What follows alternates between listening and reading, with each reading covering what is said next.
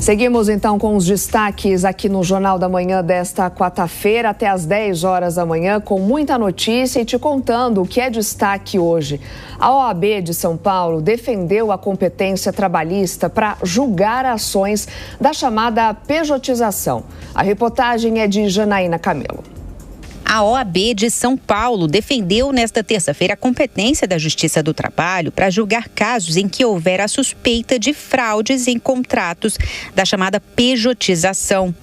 A prática considerada comum permite que uma pessoa física constitua a empresa como pessoa jurídica por meio de um MEI, por exemplo, para prestar serviços a uma determinada empresa. No entanto, a Justiça do Trabalho tem visto em alguns casos uma tentativa de driblar regras trabalhistas.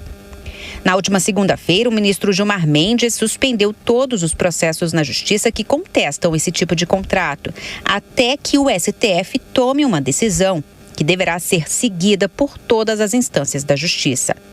A Corte deverá decidir sobre a validade dos contratos, quem deve arcar com o ônus da prova, se o trabalhador ou o contratante, e se a Justiça do Trabalho é competente para julgar casos que questionam a pejotização. O ministro tomou a decisão com a justificativa de que existe um alto volume de reclamações que chegam ao STF contra decisões da Justiça do Trabalho que não têm aplicado o entendimento do Supremo, que em decisões dos últimos anos reconheceu a legalidade da terceirização por meio da pejotização.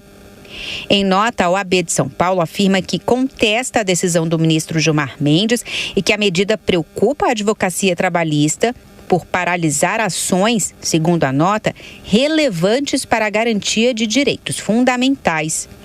A entidade segue dizendo que reafirma a competência constitucional da Justiça do Trabalho para julgar ações que envolvem vínculos empregatícios na contratação de pessoas jurídicas e que o julgamento da licitude desses contratos deve considerar os fatos concretos de cada caso, seguindo princípios constitucionais e processuais que regem o direito do trabalho no Brasil. No dia anterior, a Associação Nacional dos Magistrados da Justiça do Trabalho também se manifestou, classificou como preocupante a decisão de Gilmar Mendes de suspender todos os processos na Justiça que tratem de fraude ou licitude de contratos de pessoas física como jurídica.